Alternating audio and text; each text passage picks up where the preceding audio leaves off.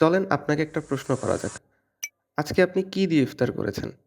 50% মানুষই অ্যান্সার দিবেন যে আপনি বেগুনি, পেঁয়াজু, আলুর চপ তার সাথে হয়তোবা শরবত এবং হয়তো হালকা কিছু ফ্রুটস খেয়েছেন এবং বড় করে একটা মুড়ি মাখানো বা এই জাতীয় কোনো কিছু খেয়েছেন। যারা কেউ অভিজাত আছেন তারা বলবে যে অমুক দোকানে হালিম খেয়েছি, হালিমের সাথে পরোটা দিয়ে খেয়েছি। আবার জসিম ভাইয়ের সেই বিখ্যাত বিফ তেহারি দিয়ে হয়তোবা আমি আজকের ইফতারটা সম্পন্ন করেছি। মজা করে তো খেলেন। এবার যখন মাগরিবের নামাজ পড়তে গেলেন, যাওয়ার পরে চরম পরিমাণে বুকে জ্বালা-পোড়া করছে, ঢেকুর আসতেছে, খারাপ লাগতেছে। নামাজটা পড়ে এসে শুয়ে পড়লেন, শরীরটা মনে হচ্ছে কেমন কাহিল, কাহিল লাগতেছে। কোনো রকম কোনো শক্তি পাচ্ছেন না। খাওয়ার পর তো শক্তি পাওয়ার কথা। তাহলে খাওয়ার পর কেন শক্তি পাচ্ছেন না? আজকে আমি আপনাদের ইফতারে আপনারা যেসব তেল কান্ডগুলো করে থাকেন, এইসব সম্পর্কে আজকে আপনাদের সচেতন করব। ভিডিওর শেষে আপনাদেরকে সেই একটা গাইড দিব যে আপনারা কিভাবে স্বাস্থ্যকর ইফতার করতে পারবেন সেই সবকিছু নিয়েই। তো ভাজাপোড়ার কথায় যদি আসি, ভাজাপোড়া জিনিসটা আসলে কি? ভাজাপোড়া আপনার ঘরেও বানাতে পারেন, আপনি বাইরে থেকেও খেতে পারেন। আমরা যারা সাধারণত বাসায় ইফতারি করে থাকি, বাসায় যে বেগুনি, পেঁয়াজু এইসব রান্না করা হয়, এগুলো ডুবো তেলে ভাজা হয়। এই যে ডুবো তেলে আপনি ভেজে খেলেন, এটাও একটা ভাজা পোড়ার মধ্যেই পড়ছে। আবার আপনি যখন বাহিরে পাশের দোকান থেকে যখন এই বেগুনি, আলুর চপ, পেঁয়াজু যা ভাজা, ভাজা জিনিস আছে, এইসব জিনিস যখন আপনি নিয়ে এসে খাচ্ছেন, এটাও আপনার ভাজা পোড়ার অন্তর্ভুক্তই হচ্ছে। তো এই যে ইফতারিতে এত ভাজাপোড়া খেলাম সারাদিন না খাওয়ার পরে, তো এতে আমাদের শরীরে আসলে কি হচ্ছে? আসেন মেডিকেল সায়েন্স সম্পর্কে একটু জানি। আমাদের দৈনন্দিন খাওয়া-দাওয়ায় আমরা যেসব কোলেস্টেরল বা ফ্যাট খাই, এগুলো আমাদের শরীর সরাসরি কিন্তু গ্রহণ করতে পারে না। প্রথমত এটা আমাদের মুখ দিয়ে যায়, পাকস্থলীতে যায়। পাকস্থলী থেকে যখন এটা ইন্টেস্টাইনে আসে, তখন লিভার থেকে বাইল আসে। বাইল বা পিত্ত আসার পরে এটা খাবারের সাথে মিশে আমাদের যে ফ্রি কোলেস্টেরল আছে, তারপর ফ্যাটি অ্যাসিড আছে, তারপর 2 মোনোএসিডগ্লিসারল বা যেসব ফ্যাটের যে প্রোডাক্টস গুলা পাওয়া যায়, এই প্রোডাক্টস গুলোকে সে আগে প্যাকেট করে। প্যাকেট করে সে দিয়ে ইন্টেস্টাইনের যে লুমেনের ব্রাশ বর্ডার গুলো আছে, সেখানে গিয়ে এই প্যাকেজ থেকে কোলেস্টেরল ফ্রি ফ্যাটি অ্যাসিড এসব কিছুকে মুক্ত করে দেয়। মুক্ত করার পরে এটা আমাদের অন্ত্রের যে কোষগুলো আছে কোষে আসে। এরপর কোষ থেকে এটা ডিরেক্টলি আমাদের রক্তেও আসে না। আগে লসিকা প্রবাহর মাধ্যমে লিম্ফ্যাটিক সিস্টেমে ঢুকে তারপর সেটা আমাদের ভেইনস দিয়ে আমাদের যে রক্ত আছে সেই রক্তের ইয়েতে চলে আসে। এরপরে কি এটা সরাসরি সেলে চলে যায়? না। এটা ১ম এ যায় আপনার লিভারে। লিভারে যাওয়ার পরে লিভার থেকে এটা যেই সেলে দরকার সেই সেলে আস্তে যেতে থাকে। এই যে আমাদের শরীরে একটা বড় প্রসেস হলো। তো এই যে তেল বা চর্বি এটাকে হজম করার জন্য আমাদের শরীরকে এক্সট্রা করে কিছু এনার্জি নিজে থেকে দিতে হয়। বাট যখন আমরা এই ফ্যাট গুলাকে যখন লিভার ভেঙে আবার শরীরের কাজে ব্যবহার করে তখন কিন্তু বিপুল পরিমাণ এনার্জি পাওয়া যায়। কিন্তু এত বিপুল পরিমাণ এনার্জি কিন্তু আমাদের শরীরে প্রতিদিন দরকার পড়ে না। যখন আমরা সারাদিন রোজা রাখি, তখন রোজা রাখার সময় তো আমরা কিছু খাই না। তো আমাদের তখন গ্লুকোজটা আসতে পারে না। তখন এই যে ফ্যাট, এই ফ্যাটগুলা ভেঙে গ্লুকোজে কনভার্ট হয় লাইপোলাইসিস প্রক্রিয়ায়। তারপরে এই গ্লুকোজটা আমাদের সেলের ভিতরে গিয়ে কাজে লাগে এবং আমরা তখন কাজ করার energy pi. But most of the time দেখা যায় যে আমাদের এই ফ্যাটটা কিন্তু বার্নই হচ্ছে না। কারণ আমরা মানুষ হিসেবে খুবই আরামপ্রিয় জাতি, অলস জাতি। সারাদিন আমরা কোনো রকম মুভমেন্ট করি না। এখনকার আমাদের যে লাইফস্টাইল, সেই লাইফস্টাইলে আমরা প্রায় হাঁটাচলা করতেই ভুলে গিয়েছি। সারাদিন ল্যাপটপ বা মোবাইলের স্ক্রিনে পড়ে থাকি। তো এই যে আমরা সেডেন্টারি লাইফস্টাইল লিড করতেছি, এই সেডেন্টারি লাইফস্টাইলের কারণে আমাদের শরীরে যে ফ্যাটটা আমরা সারাদিন ধরে খেলাম, এই ফ্যাটটা বার্ন হয় না। সো আল্টিমেটলি আমাদের ফ্যাটটা শরীরে জমাই হয়ে যায়।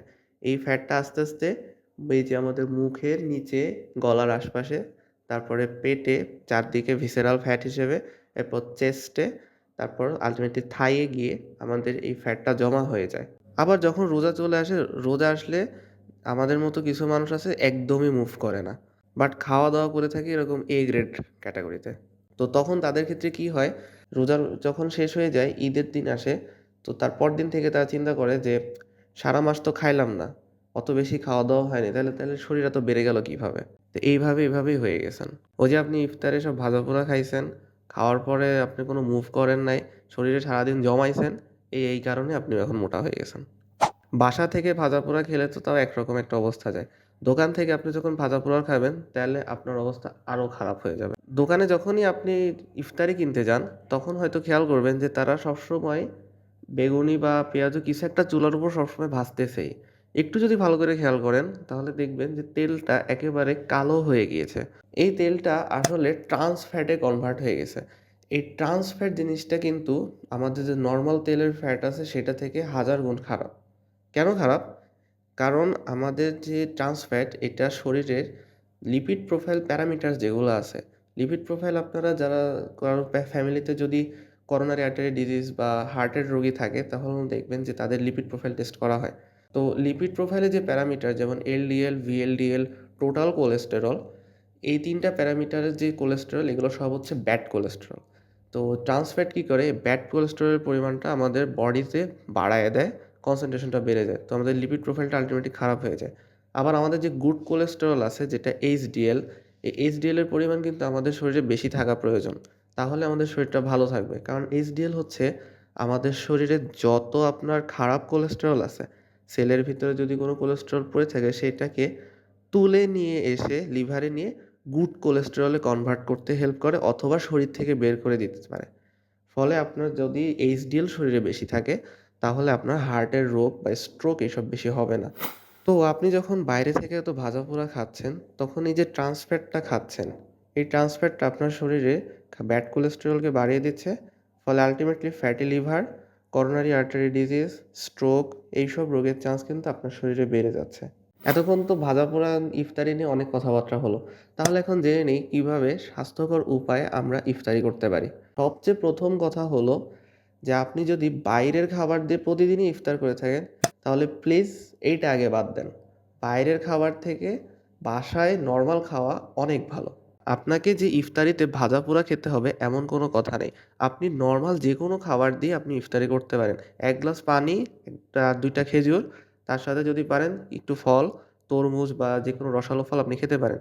একটু খেলেও কিন্তু আপনার জন্য অনেক উপকারী। আর এট লিস্ট বাইরের ভাজাপোড়া খাওয়ার চাইতে আপনি অনেক ভালো থাকবেন। দ্বিতীয়ত হচ্ছে যে ইফতারিতে আপনি অনেক রকমের ফল যেমন রসালো ফল আছে, মিষ্টি ফল আছে, আপেল, আঙ্গুর, কমলা, তরমুজ, তারপরে বাঙ্গি আছে। যদিও অনেকে বাঙ্গি খান না, সমস্যা নেই। যেসব ফলগুলো আপনারা খেতে পারেন, মানে রসালো ফল, এইসব ফলগুলো আপনারা ইফতারিতে বেশি, বেশি খাওয়ার চেষ্টা করবেন। কারণ এসব ফলে আপনার যে ফ্রুক্টোজ, গ্লুকোজ এগুলো আছে, এগুলোর ডিরেক্টলি আপনার শরীরে অ্যাবজর্ব হয়ে আপনাকে এনার্জি দিবে। তো আপনি যখন ইফতারির পরে মাগরিবের নামাজ পড়তে যাবেন, তখন দেখবেন যে শরীরটা চাঙ্গা মনে হচ্ছে, এনার্জেটিক মনে হবে। বাট আদারওয়াইজ আপনি যদি তেল খেয়ে ডাইরেক্টলি আপনি নামাজ পড়তে যান, তখন দেখবেন যে তেলটাকে হজম করার জন্য তো আপনার শরীরে একটা এক্সট্রা এনার্জি দিতে হয়। তো শরীরটা আরও বেশি টায়ার্ড, টায়ার্ড মনে হয়। এই কারণে ইফতারিতে বেশি, বেশি ফ্রুটস খাওয়ার চেষ্টা করবেন। এখন অনেকেই আছেন যারা আবার ভাজাপোড়া ছাড়া চলতেই পারেন না। তাদের জন্য যদি আপনি বেশি ভাজাপোড়া খেয়ে থাকেন, তাহলে এখন আস্তে, আস্তে কমায় দেন। যদি আপনি ২ টা বেগুনি খেয়ে থাকেন, তাহলে এখন ১ টা খান। যদি আপনি ২ টা পেঁয়াজু খেয়ে থাকেন, তাহলে ১ টা খান। যদি ১ টা আলুর চপ খেয়ে থাকেন, তাহলে অর্ধেকটা খান বা ১ কামড় খান। এভাবে আস্তে, আস্তে আপনার লাইফস্টাইলটাকে চেঞ্জ করে হেলথি লাইফস্টাইলে নিয়ে আসেন। ফাইনাল যে কথা বলব সেটা হচ্ছে যে বেশি, বেশি পানি খাবেন। কারণ সারাদিন যখন আমরা রোজা রাখি, রোজা রাখলে আমাদের শরীরে ইলেক্ট্রোলাইটের ঘাটতি দেখা যায়। তো এই ইলেক্ট্রোলাইটগুলা আমাদের শরীরে যে বিভিন্ন ফ্লুইড কম্পার্টমেন্টগুলো আছে, এগুলোতে নিয়ে যাওয়ার প্রধান কাজ করে হচ্ছে পানি। তো আপনি সারাদিন হয়তো খাইলেন, অনেক ফ্রুটস বা ইলেক্ট্রোলাইটের জিনিসপাতি খাইলেন, কিন্তু আপনি পানিই খেলেন না। তখন দেখা যাবে যে আপনার শরীরে ফ্লুইড কম্পার্টমেন্টগুলো খালি থাকাতে আপনার ইলেক্ট্রোলাইটটা ফ্লুইড কম্পার্টমেন্টে যেতে পারতেছে না। তখন আপনার সেলের পুষ্টিহীনতায় ভুগবে। মোট কথা হচ্ছে এটা। তো তাহলে এই গেল হচ্ছে আমরা কিভাবে স্বাস্থ্যকর উপায়ে ইফতারি করতে পারি। তো চেষ্টা করবেন যে স্বাস্থ্যকর উপায়ে ইফতারি করার এবং ভাজাপোড়াটাকে ইফতারি থেকে কিছুটা কমিয়ে দেওয়ার। আর আপনার যেসব বন্ধু বা যেসব আত্মীয়স্বজন এরকম ভাজাপোড়া দিয়ে প্রচুর পরিমাণ ইফতার করে থাকে, তাদের সাথে ভিডিওটা অবশ্যই, অবশ্যই শেয়ার করে দিবেন। সবাই ভালো থাকবেন, সুস্থ থাকবেন। দেখা হবে পরবর্তী কোনো ভিডিওতে। আল্লাহ হাফেজ।